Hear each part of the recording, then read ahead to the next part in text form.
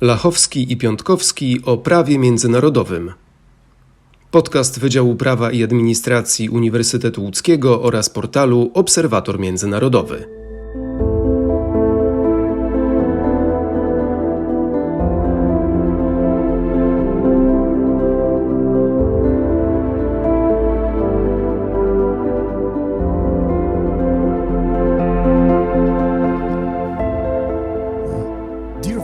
And listeners, welcome to another episode of our podcast on international law. This time we'll turn our attention to the key body responsible for maintaining international peace and security, the United Nations Security Council. In light of recent geopolitical developments, this organ has, however, increasingly struggled to fulfill its mandate. To discuss this issue, we have invited a distinguished guest, Dr. Marko Svičevič, a researcher at Palacký University at Olomouc in Czech Republic and senior associate at the University of Johannesburg, Republic of South Africa. Marko, welcome to our show. Thank you very much for having me here today.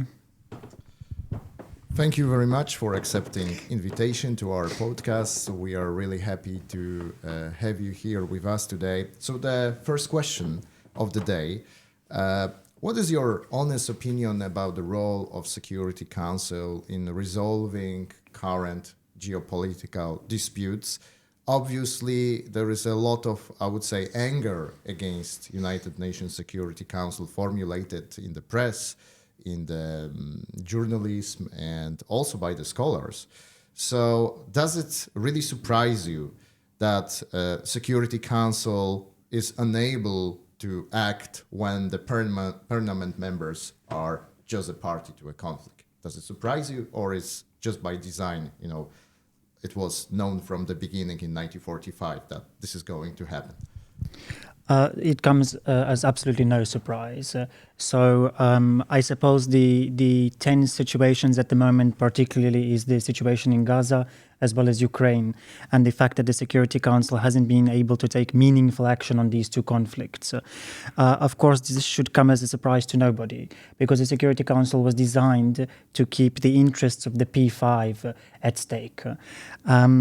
At the same time, it's easy to look at the Security Council and conclude, because it has not fulfilled its tasks in these two situations, that the Security Council is somehow useless or it's not functioning. We should not forget that the majority of the Council's existence has been functioning under stress. The Cold War literally saw the Security Council paralyzed for some 40 years. It's only that from the 1990s onward that we saw the Security Council's role rejuvenated. So I guess we are used to, in the last 2.5 decades, to seeing the Security Council function. But actually that has not been the status quo of the Security Council. The majority of its functioning has actually been in these times of stress, and I think we have returned back to that point. At the same time, it would be inaccurate to conclude that the Security Council is not functioning.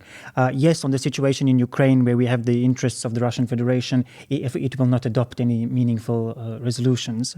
At the same time, the same can be said on the situation in Gaza. But that doesn't mean the Security Council isn't functioning full stop.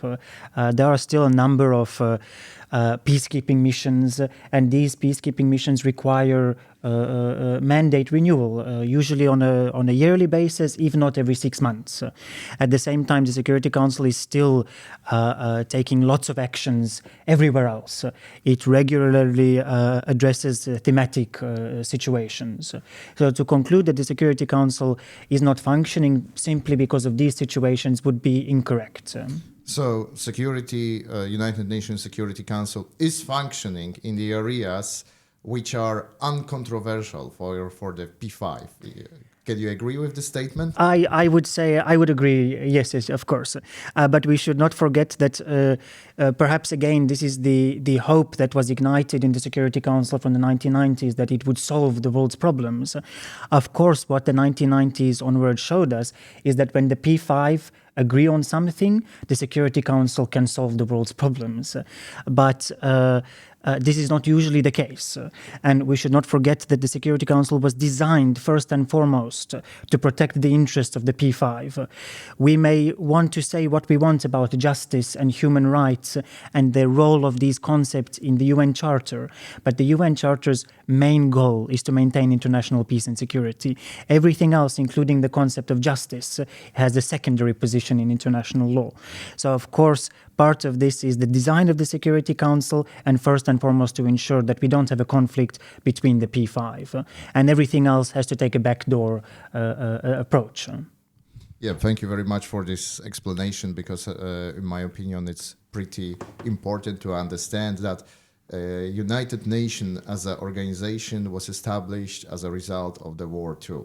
And it reflects the post-war order. And also, I do believe that was the lesson learned from the League of Nations, that League of Nations lacked this strong enforcement body within the structure of the organization. So I guess the idea with the P5 permanent members was those 5 states are representing top military power, top economical power, top population, that if they are acting together, nothing can stop them. And there is no state that will resist their influence, their action. And we have to agree, I don't know if you agree with me, that there was some logic behind this thinking to establish, to give those 5 states, I would say, special responsibility under international law, because they are especially, I would say, responsible for protecting the international peace and stability. But on the other hand, it was, as you said, about securing their power, their, let's say, maybe not sphere of influence, but basically a way to preserve their interest in the form of veto, in the form of how the United Nations Security Council is being shaped. So on one hand, we could say if the Security Council is working, it's really a powerful instrument. I think, do you agree that this is the most powerful instrument in terms of law and power in the world? I agree, perhaps in legal terms. The Security Council is probably the most powerful organ of any international organization to ever exist. At the same time, there are others that could rival it, but in different power play terms, not legally. Something like the EU and NATO, of course. To a lesser extent, we could perhaps look to the African Union or ASEAN. But in terms of legal positioning, there is nothing that comes close to the Security Council. And one more point I would add here, you mentioned the term responsibility. And sometimes we overlook this. The Security Council, P5, they have lots of privileges with the veto. But it certainly comes with a responsibility, because it's not a position to be taken lightly. And I say this in practical terms, in that when the Security Council decides to take action on something, those decisions must be informed by fact-finding missions, by intelligence at the domestic level. The United States does not vote on a resolution based on the sentiments of other states. It obviously has its own information, its own intelligence. And this, of course, comes with capability and capacity of these states. You cannot expect to put a small state in the position of the permanent members, a state that doesn't have the capacity or capability to gather this kind of intelligence and to make informed decisions. So nevertheless, of course, although these P5 come with this privilege and the veto, I think it also comes with the responsibility to make the kind of decisions that they have information on. Thank you very much for this comment. You have mentioned the question, very tough issue right now, the question of peace in Ukraine and of course in Gaza. But let's turn firstly to the Russian-Ukrainian war and the possibilities to stop the war with different peace proposals. As we are recording this episode, there are many discussions over the peace proposals for Ukraine. Donald Trump firstly initiated this 28-point peace proposal. Then the European states have at least tried to change different points within this draft agreement.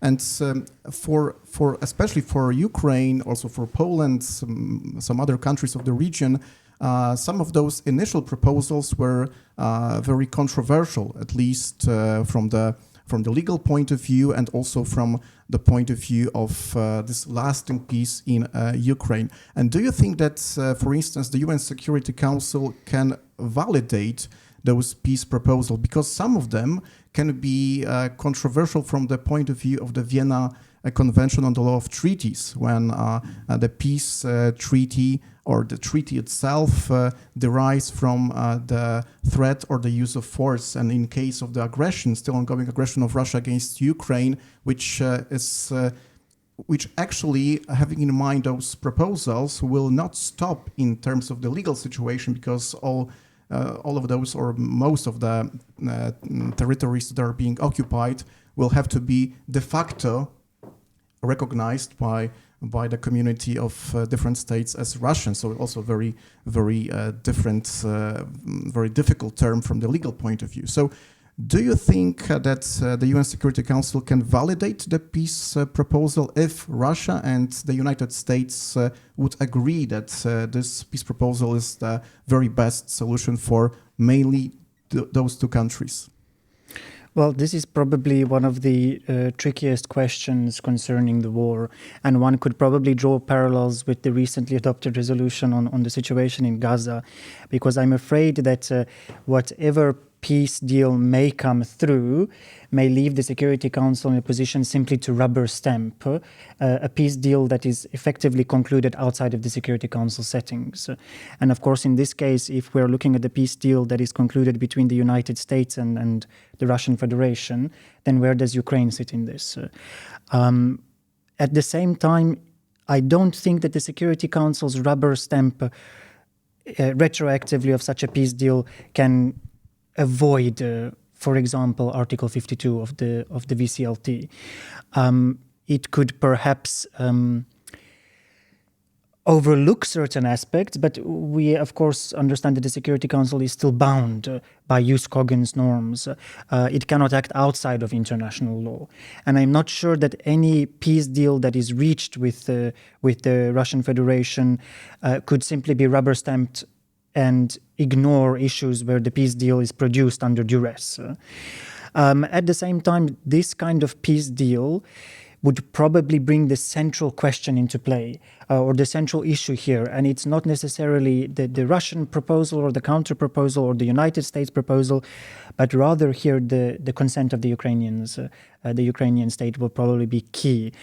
And simply because the Security Council, although it adopts sometimes some sporadic resolutions like Resolution 2803, generally speaking, when the Security Council rubber stamps peace agreements and ceasefire agreements, the central role is played by the consent of the parties involved.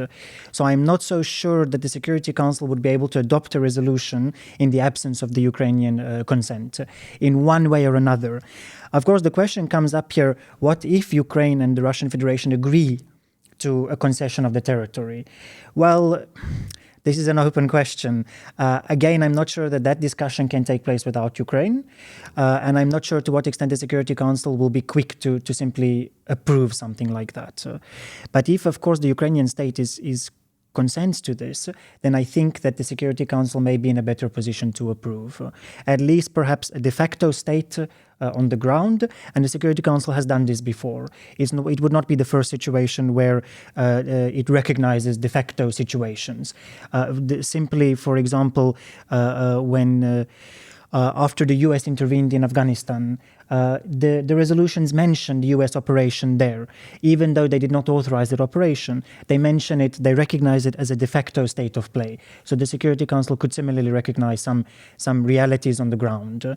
Of course, it could be very careful about recognition, so without according any approval to the de facto situation, but merely recognize it as it is.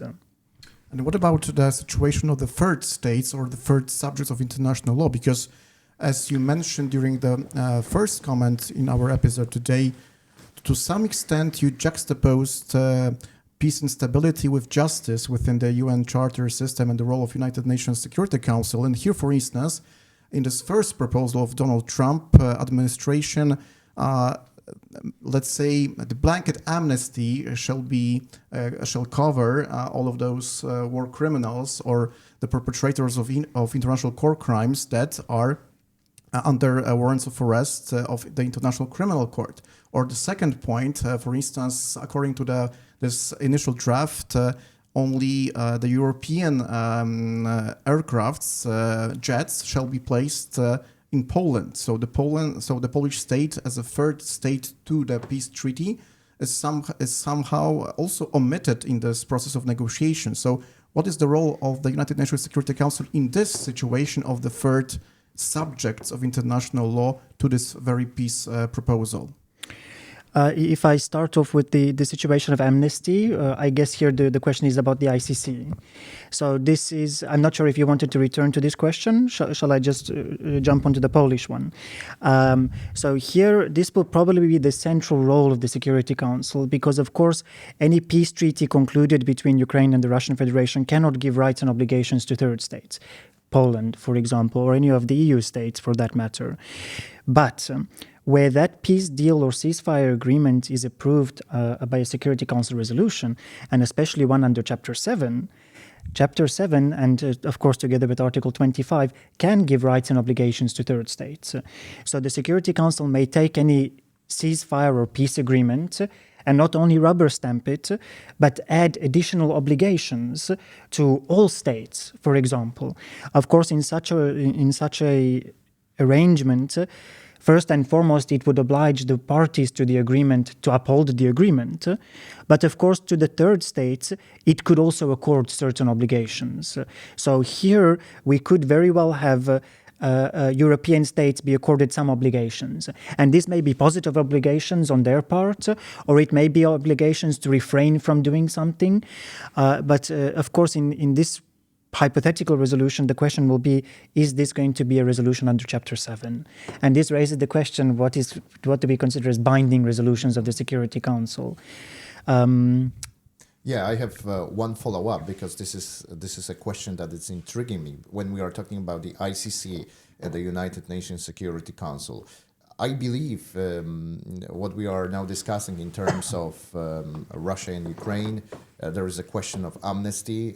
We know that from the previous draft peace proposals, Russia was really, I would say, prioritized this issue that we would like to have amnesty, we would like to let go the eventual responsibility in terms, I guess, of responsibility of the Russian state and the individuals in Russia. But ICC, International Criminal Court, is an independent organization. It's working on its own principles, own jurisdiction. And I don't think so that the mere treaty could affect the International Criminal Court. But the question is, what could happen? Let's imagine, hypothetically, that we have a resolution of the UN Security Council, and let's say this resolution is undertaken under Chapter 7 of the UN Charter, and then we have, let's say, imagine a phrase, a section, a paragraph in this resolution stating that the United Nations Security Council demands that all states, shall not enforce the arrest warrant against President Vladimir Putin. And do you think that this, let's say, stipulation, this request, or this demand from the UN Security Council will have legal power that, okay, we have still active, let's say, arrest warrant from the ICC, but under UN Security Council, we cannot enforce it. What do you think? Is this technically possible? Because this is, in my opinion, the only way that somehow we could stop ICC from pursuing the justice here.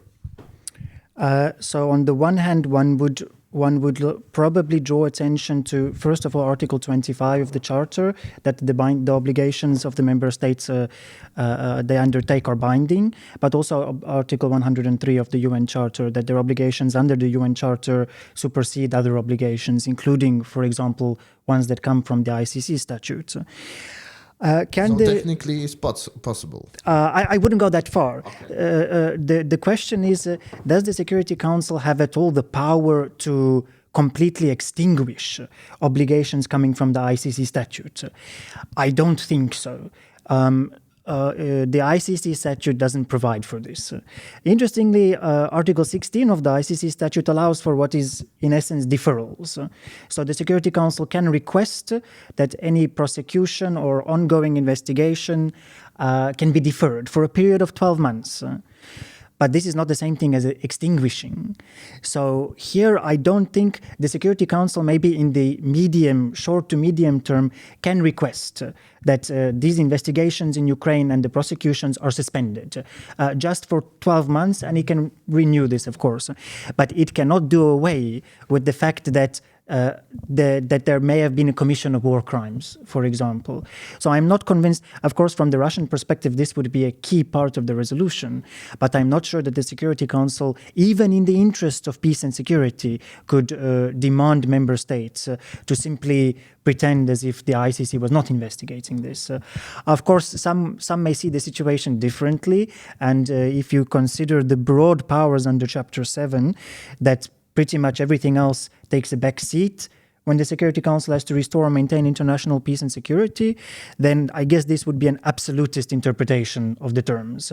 And I'm not sure that even with such functions, we could adopt such an absolutist interpretation. Yes, because we still have two permanent members of the United Nations Security Council. I'm talking about Great Britain and France, which are parties to the ICC. And I think it would be extraordinarily difficult for them to, approve such a move in terms of sanctioning such a move from the United Nations Security Council.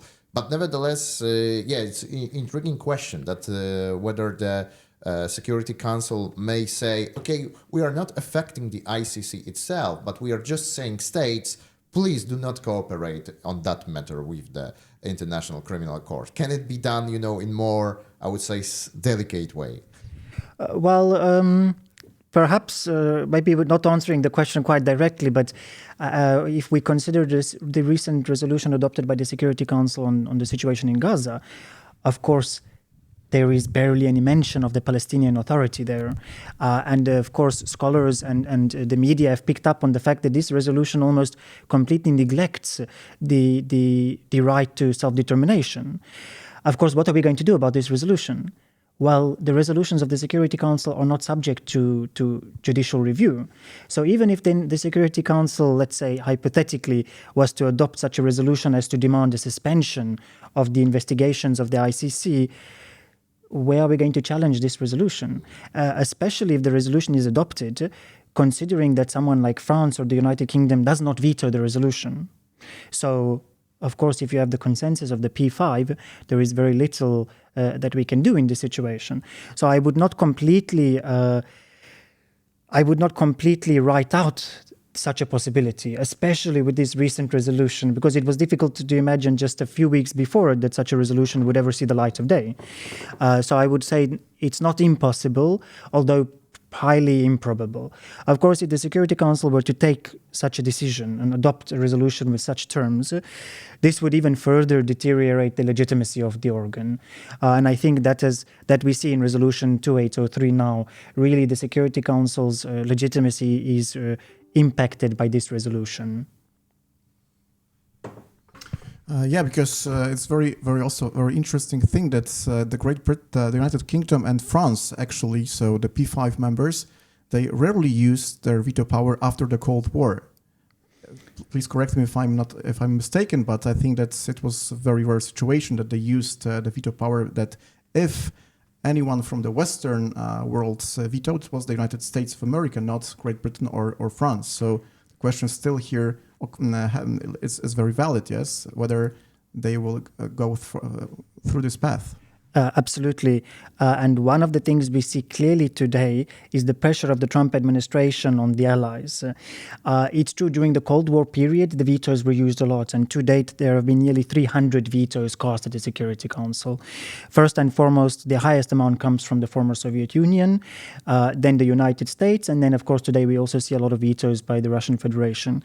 The United Kingdom and France, and even China, have been far less prone to use the veto veto power. And it's really, judging by the practice of the P5, it's highly unlikely that should the US put forward a resolution in this regard, that it would be vetoed by the French or the British. It's not, of course, it's not impossible, but I think highly improbable. We talked a lot about Chapter 7 of the United Nations Charter and the resolutions. So maybe some academic question, especially for our listeners that are students of international law. Actually, which resolutions are very, I would say, undoubtedly binding, that are adopted by the UN Security Council? Because, of course, if the Security Council bases its resolution on the Chapter 7, it is directly spoken in the text. Of course, we can be sure, but the practice shows that the UN Security Council from time to time omits this very direct referral to the Chapter 7. So how would you assess this this binding effect of the resolutions of the United Nations Security Council? Generally speaking, if we move from Article 25, of course, we assume that the decisions of the Security Council are binding, full stop. But what we know to be especially true are those resolutions adopted under Chapter 7. So keeping in mind, of course, the Namibia advisory opinion, the one issue we have here is that the Security Council has a tendency to invoke Chapter 7 in its resolutions. And this is how we know it's adopting really binding decisions. At the same time, we have resolutions where the Security Council does not invoke Chapter 7. So this is, from an academic point of view, probably unfortunate. But to determine whether the resolution is binding, I think it's not possible to say, oh, it's a Chapter 7 resolution or it's not a Chapter 7 resolution. Oh, it was adopted under Chapter 7 or not adopted. Of course, for legal certainty, this is important, because let's go back to Article 16 of the ICC. It says that the Security Council can defer investigations and prosecutions under a resolution, only under a resolution adopted under Chapter 7. How do we know if the resolution was adopted under Chapter 7 if the Security Council does not use the CHAPEO acting under Chapter 7? At the same time, the fact that Chapter 7 is present in the resolution does not mean that everything in that resolution is taken under Chapter 7. At the same time, even the resolution that does not contain the Chapter 7 does not mean that the decisions there are not under Chapter 7. So for me, I take this approach. Sir Michael Wood put it very well. You have to do it on a case-by-case basis, reading really the text of the resolution itself. Even in the resolutions where we have Chapter 7, there are clearly some obligations that are binding on the states. And this is only through a proper reading of the resolution, the decisions in the resolution, we can come to this conclusion. Usually the language used is quite demanding. The Security Council demands, authorizes, and so on and so on. But at the same time, sometimes the language is not always clear. For example, the authorization of force. It has been the subject of great debate when the Security Council resolutions have authorized force. Some authors have argued that the Security Council usually uses the operative verbs authorizes, and very rarely the terms calls upon or recommends. But there are a number of resolutions where the Security Council has authorized the use of force by calling upon member states, by recommending the use of force, especially if we look at the holistic practice of the Security Council. So to sum up, how do we determine whether the resolutions are binding? I would not categorize the resolutions per se. I would rather focus on the decisions in the resolutions. Even the Chapter 7 resolution does not necessarily mean the entire content is binding. There are some decisions in that resolution that are binding and others that are not binding. And let's take, for example, just as a closing remark, the resolutions authorizing the use of force that contain the Chapter 7 invocation. These resolutions are actually, per se, the decision to authorize force. Well, they are taken under Article 42, Chapter 7, but on who are they binding? The authorization of the use of force is not binding on the entire international community. The Security Council does not authorize every member state to use force. So these binding obligations, we also need to ask the decision in the resolution, but also who exactly are they binding on? Something like authorization of force is not binding on every single state. But something like sanctions regimes, they obviously are. So I think only by looking at the resolutions case by case, do we determine what is binding and what is not. And something like the invocation of Chapter 7 can only be indicative, but not conclusive. So it's much more complicated, like there is no, let's say, clear distinction, clear border between those binding and non-binding resolution, because even under Chapter 7 resolution, there could be something that it's not binding and vice versa in this context. So actually, we will not resolve this dispute, academic dispute. We'll have to leave it as it stands. So another room for more PhD on this subject, because this is a very interesting one matter. But let's go to what's happening recently. We have latest resolution on peace in Gaza, 2803. And what do you think about this resolution? Basically, we have some key phrases, as you mentioned, in this resolution, like, for instance, use all necessary means in order to support the stabilization mission, I guess, in the Gaza, and to basically endorse and support the board of peace that is going to be created. And what is also quite interesting in this resolution, that it has an annex, and the annex is the President Trump comprehensive peace proposal for the Gaza. So what do you think about this? I would say recently rather unique situation when Security Council is doing something for international peace and security. This resolution is, I think, to summarize it, is very surprising, but also at the same time I have to confess that it's quite disappointing for a number of reasons. First of all, there is almost no position for the Palestinian Authority in this resolution, and of course the serious question of the right of self-determination that is not acknowledged there. I don't want to focus on this. For me, the resolution is particularly disappointing for a different reason, and that is specifically because in terms of its authorization of the use of force, because that's actually what the resolution does. It authorizes the international force there. On the one hand, in the last decade and a half, the resolutions authorizing force are quite rare. It's this one from October, and before that, there is one from 2023. Haiti, exactly. And Haiti, the resolution in Haiti there was legal certainty. The Security Council has built up for a long period the legal certainty how we determine if a resolution is authorizing force. And Haiti, even after, let's say, a decade of no authorizing force, or at least no new operations, even no new really large peacekeeping missions, then we came to Haiti. And the Security Council really followed through with the authorization model. And that model is very clear from the practice, and I would argue a well-established practice of the Security Council. There is Article 39 determination, very clearly linked to the situation. There is some recollection of resolutions which have previously determined the threat to international peace and security. There is the Chapter 7 invocation. Even in situations where regional organization is authorized, Chapter 7 and even Chapter 8 is acknowledged. And then, of course, there is the operative paragraphs. Authorizes the use of all necessary means or the use of all necessary measures. Both terms that are used to authorize force. Then there is the time limits, usually some periodic time, limit in time or at least in function. The mandate tends to be spelled out more explicitly, and there is the periodic reporting. This resolution is unfortunate for a number of reasons. The first one is that we have to ask ourselves, is this a determination of a threat to international peace and security under Article 39? The terms used in the resolution are that it's a threat to regional peace and security, to the neighboring states. So this, to me, does not really have the international nexus that the ordinary Article 39 determination does. The closest it comes to is, for example, in 94 and 2004 with the situation in Haiti, where the Security Council determined that there was a threat to international peace and security in the region. But here it's a threat to regional peace and security to the neighboring states. Presumably, the neighboring states include Israel and Egypt. So I'm not terribly convinced that this is an Article 39 determination. Nevertheless, the consensus in the Council is that it authorizes force. So there is no question about this. The other thing, there is no Chapter 7 invocation. Again, when the Security Council authorizes force, it has become quite clear. First of all, on the one hand, just because the resolution invokes Chapter 7 does not automatically mean that force is authorized.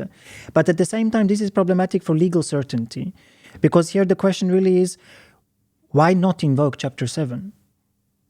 And especially because here the consent of the Palestinian authorities is not 100% clear.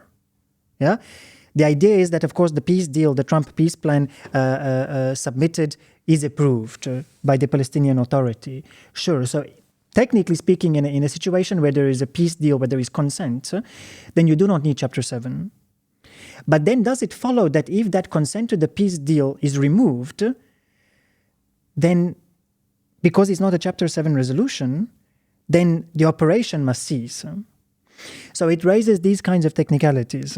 The other thing is this 2-year term, because it can operate, the ISF can operate there, first of all, at the sort of sole supervision of the Board of Peace. Here there is a lot of gaps. We do not know what is this Board of Peace.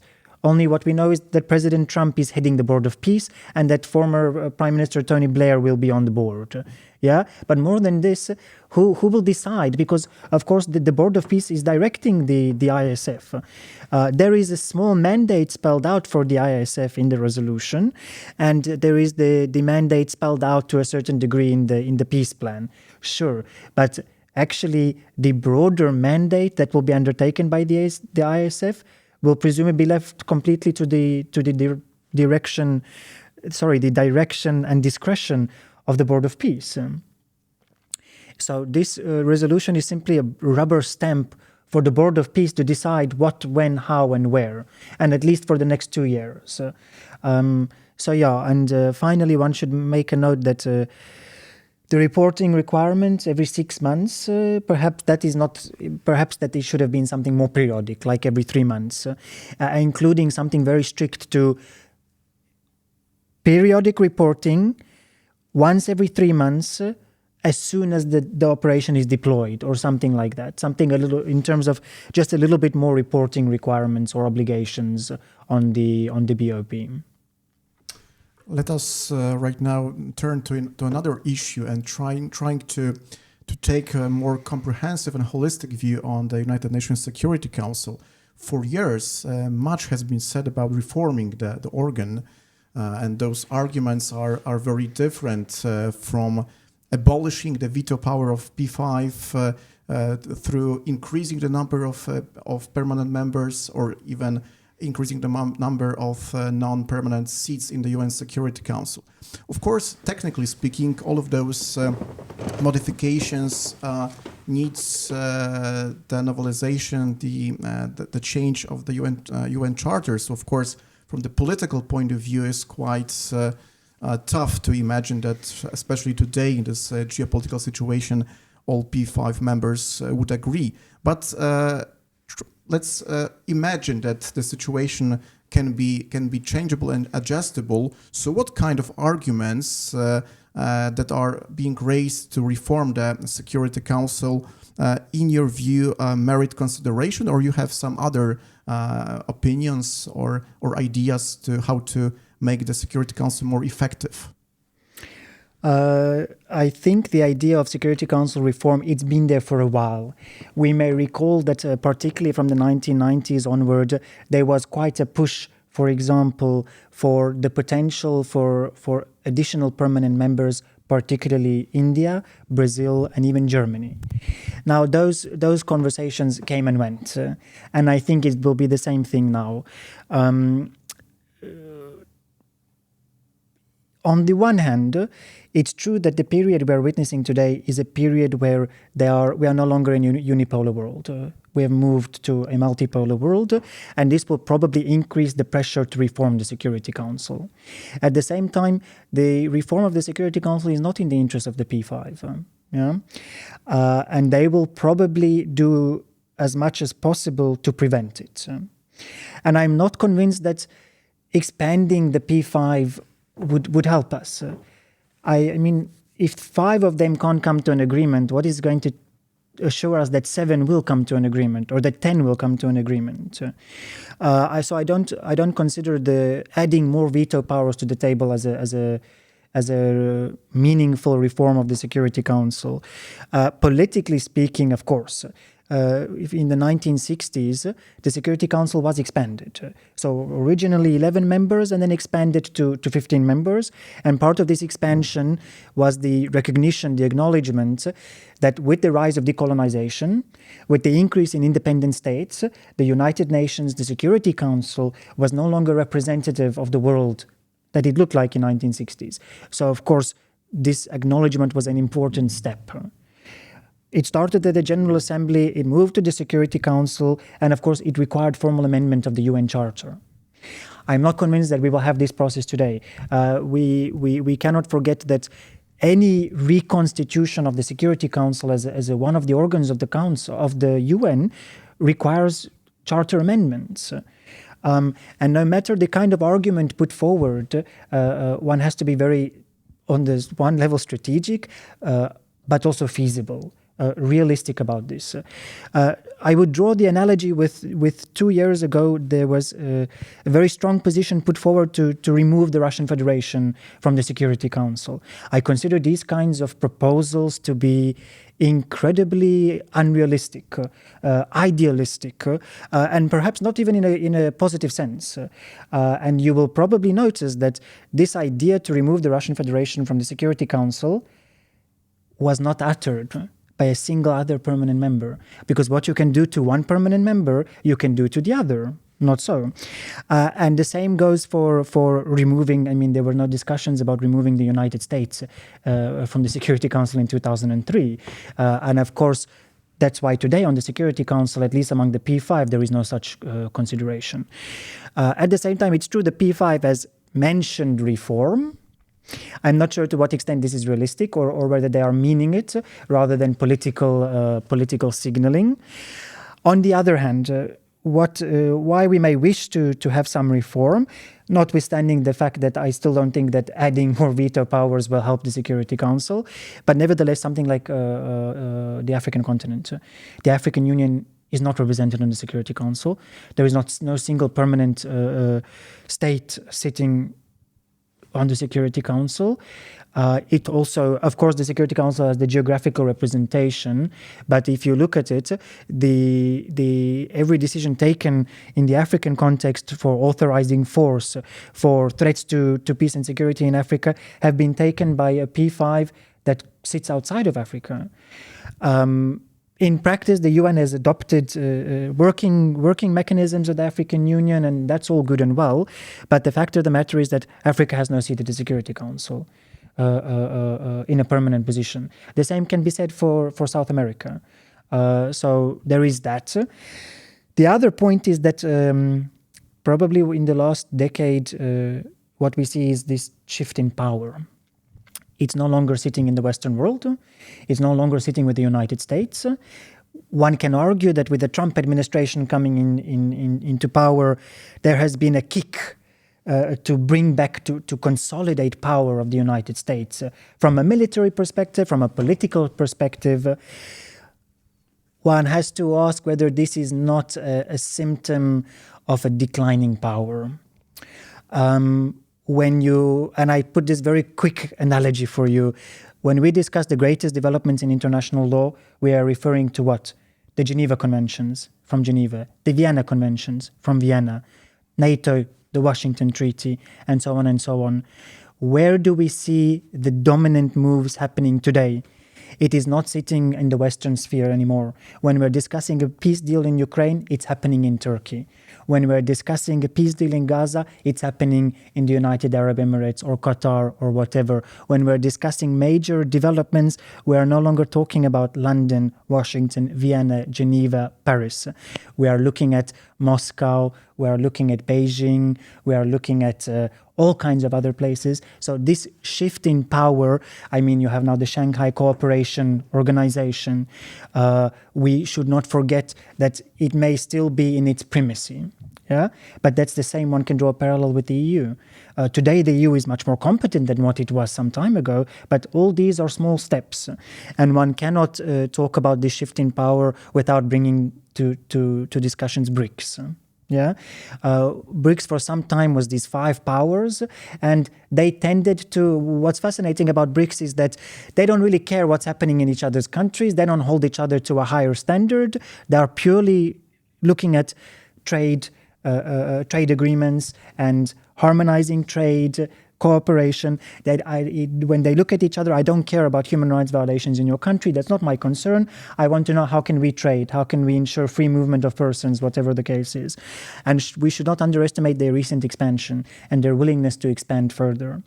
So with this in mind, whether the Security Council and the UN will follow, well, is open to debate. I don't see it happening anytime soon, but I also think that the unipolar world that we've seen since the end of the Second World War, and even after the end of the Cold War, where really we went to this from the bipolar to the unipolar world, we're not there anymore, and there could be this potential to question with not on a diplomatic means to reform the Security Council or even the UN, but more for what is the feasibility to create other organizations that can challenge, for example, the EU, that can challenge NATO, and that could potentially someday challenge the Security Council. Now, this is, of course, we're not talking about anything anytime soon, but certainly we are moving away from what we had before. Yes, you mentioned a really interesting part. You mentioned that we have changes in the power shifts, that we usually tends to see that the power lies in Euro-Atlantic region. Now we kind of assume that it's moving somewhere else. We don't know. We are observing that there are emerging powers on the table. You talk about shifts of geopolitics, but we also discuss it on our podcast, the shifts in the science of international law. You mentioned that in 20th century, the main thrust of international law is certainly very, I would say, West-oriented. Geneva Conventions, Vienna Conventions, London, Washington, New York, Hague, obviously, because we kind of cannot forget about the Hague. And it's all connected with the also Western-oriented education in terms of international law. Oxford, Cambridge, other great universities in the Western Europe.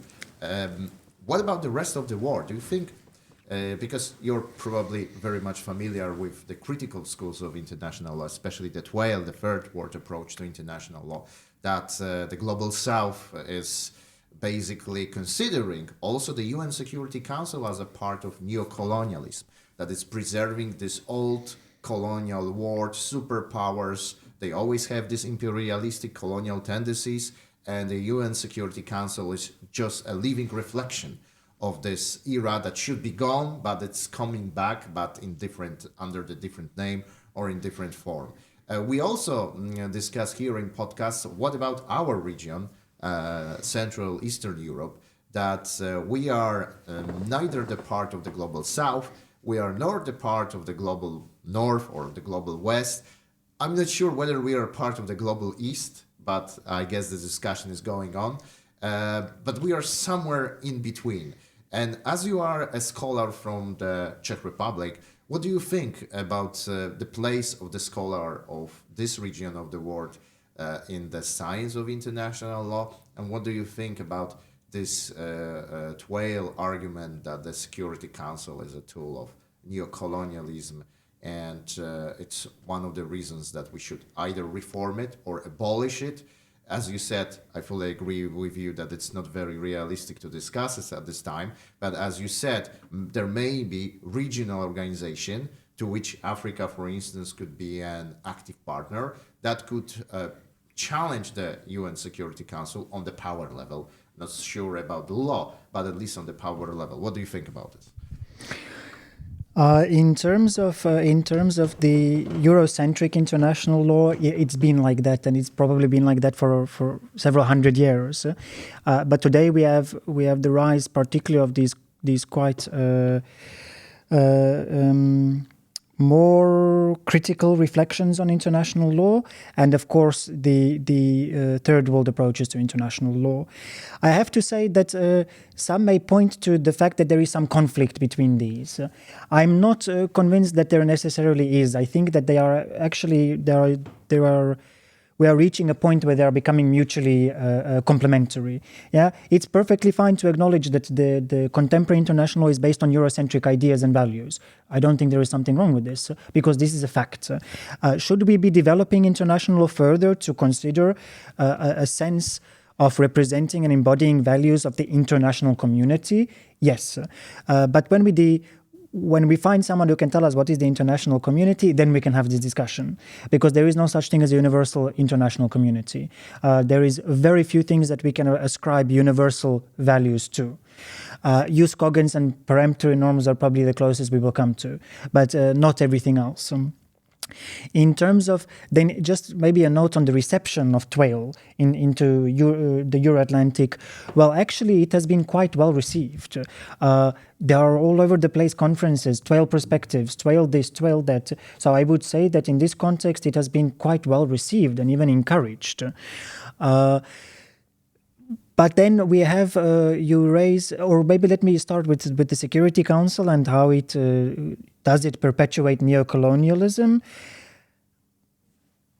Well, I fail to see how it doesn't. The Security Council is now 80 years old. The values we had in 1945 are sometimes entirely different to how we see the world today. So yes, the Security Council, I mean, we can see simply when the Security Council imposes territorial administrations. The imposition of territorial administrations from a creature of the law created in 1945. The Security Council has working methods. Some of them, for example, is to consider not from a legal sense, but more from a political sense, this principle of subsidiarity. Yeah? Not entirely switched, but yes, regional actors are better placed to deal with conflicts in their regions. The Security Council picks up this dynamic, of course. There is nothing to say that the Security Council cannot take this into account. But legally speaking, that authority remains with the Security Council. So it's difficult to say that what we see with Resolution 2803. I mean, I don't disagree that the Security Council can be viewed in this light. Absolutely. But at the same time, then, my question is, show me something better. There is a reason that the Charter has stayed with us for 80 years. There is a reason the Security Council has stayed 80 years. Whereas the League of Nations had failed so quickly, the Security Council has endured, the UN has endured. It's not a perfect peace. Sometimes we can't even talk about peace. Sometimes we throw human rights out the door. Sometimes we throw out justice out the door. But then show me something better. Show me something that the world community today, which we can say has become far more diverse than it was 80 years ago, coming together to the table and agreeing on something. I don't think it will happen. I think the closest we could see to this is if ever we decide to abolish the Security Council, perhaps that power would go to the General Assembly. Yeah, a decision by majority vote, maybe.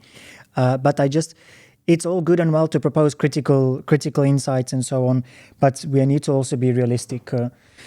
And finally, your thoughts on this, the position of Central and Eastern Europe. Well, I would draw this analogy here to a saying we have back in South Africa, what we call the missing middle. It's in the context of universities and students who cannot afford to pay for university. You are not rich enough to afford to go to university, but you're not poor enough to be subsidized by grants. So you're sort of in the middle. You're not rich enough, but you're not poor enough. So you're sort of this missing middle. And I would place Central and Eastern Europe in this sphere. You're not quite there with Western Europe because when we talk about this Eurocentric approach to international law, we're not talking about where we are coming from. We are talking about The Hague. We're talking about Geneva. We're talking about London. And then there is this development I'm aware of, Prof. Wasinski and Prof. Labuda with the second world approaches to international law, and I think this is a very good focus, because in the jump from going from Eurocentric international law to third world approaches to international law, we've missed this entire part of this second world approaches to international law, and these are going to be of utmost importance to critically inform us of certain things. such as peace and security. Because when we look at the approach of Western European states and Central and Eastern European states, there is actually no unified European approach to things. And when we look at Central and Eastern Europe, well, we are looking also at the benefit that they have in hindsight of something like their dealings with communism, their dealings with aggression in the Soviet Union. These are decades of experience, something that the Western states do not have that same experience for. The typical example we can jump to is the Baltic states. They have quite an aggressive posture towards the Russian Federation. And even if we can say Poland as well, they have a very strong position and they are not willing to allow themselves to be walked over. Yeah, when they come into the negotiations, they're coming with a very strong position. From the outside, sometimes we can say, but why is the Polish position so uncompromising? Whereas some Western states would be far more compromising. And this is an important perspective not to forget, because the Polish perspective has very, very strong insights from a historical perspective why they are coming to the table uncompromising. And this is a very, very good thing. The same can be said of the Baltic states and their positions, because their positions are informed by their shared history. And this is something that we perhaps lack in Western European states. And it would be nice to see the shift from Eurocentric more to these Central Eastern European perspectives, not only in the kind of research we do, the kind of state positions that we focus on, but also in the way we teach and disseminate international law, because these kind of perspectives need to be taken into account, especially after 2022 and what has happened in Ukraine. Well, great summary here. We really appreciate your voice on that matter. One last question for me. It's still related to the UN Security Council, and maybe there are now a lot of movies, a lot of, I would say, discussion in the media about the ultimate times. I mean, the nuclear weapons and etc.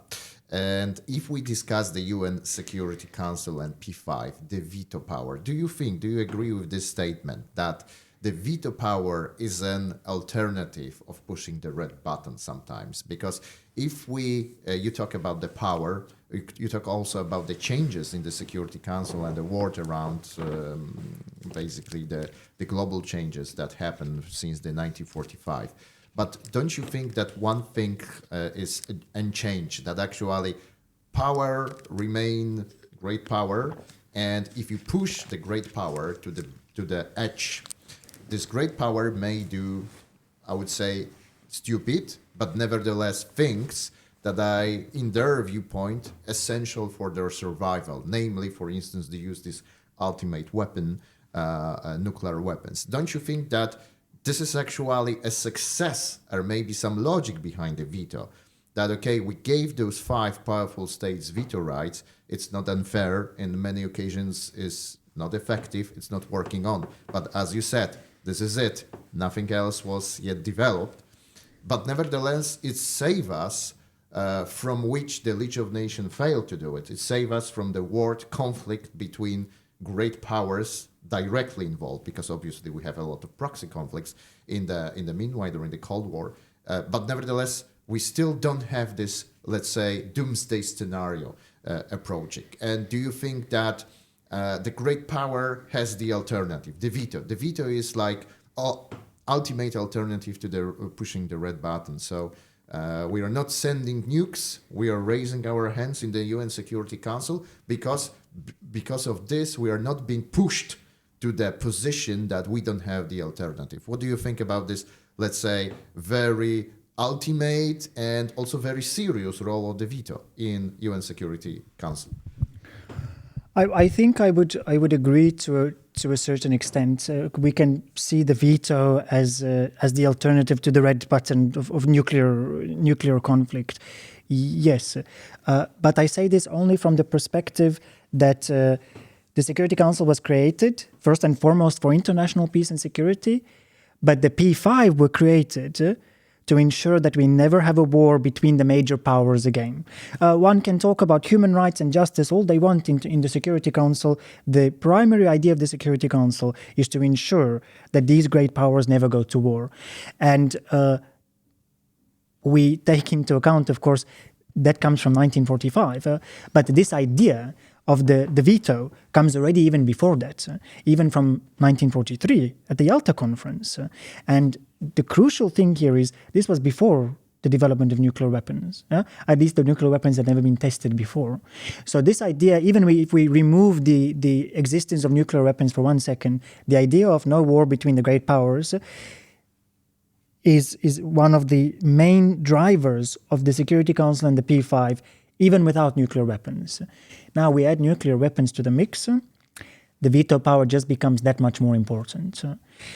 So from this legal point of view and from the structural point of view of the Security Council, I can say that's probably a good way of categorizing it. Veto as an alternative for the big red button. Sure. But on the other hand, I have to say on a practical level, do we ever see, because let's assume that one of the P5 is pushed into the corner where they have to use nuclear weapons or they veto a decision of the Security Council. I don't see any situation where any resolution would make it to the Security Council that would push the the permanent member into that position where they have to veto something so heavily against themselves.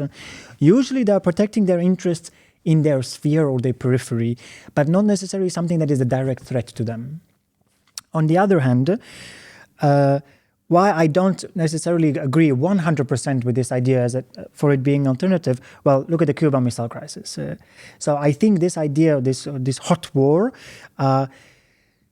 yes, the veto has a role, but I think on the level of the nuclear powers, I think diplomacy holds really the key here. The backdoor communications, just de-escalation. And this is maybe the worrying thing with some of the European states and the relationship with the Russian Federation today, is that it seems that all communication has been cut. This is probably not a good thing, especially when we're talking about nuclear powers. I believe that the Americans have not done the same, even under the Biden administration. The phone calls between Washington and Moscow continued. And these backdoor communications are very important. I think they are the ones ensuring that we never have an escalation of a situation to something like a nuclear war. And I would say that this kind of understanding between the P5, between the nuclear powers, is more important than the veto.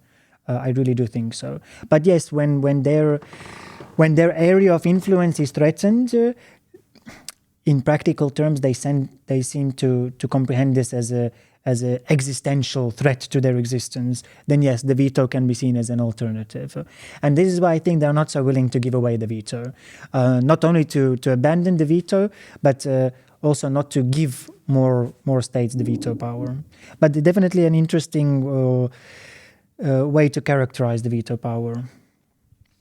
As we have approached just the very last point of our deliberations, I think that we can make a full stop right now. And Marko, thank you very much for the outstanding discussion, for very fruitful, inspiring insights that you have just put in our podcast. So thank you for accepting our invitation. Thank you. Thank you for having me here in Łódź. Yes, so dear listeners, dear viewers, our guest was Dr. Marko Svičevič, researcher at the C Hall at the Palacký University in Czech Republic in Olomouc, at the Senior Associate of University of Johannesburg in Republic of South Africa. And also we encourage you to read the book of our guest, the United Nations Security Council and the Authorization of Force, which is, of course, can be found in very different places. So thank you one more time. We appreciate your support for our podcast, and let's be in touch for another episodes and discussions for the international legal issues. Thank you and see you soon.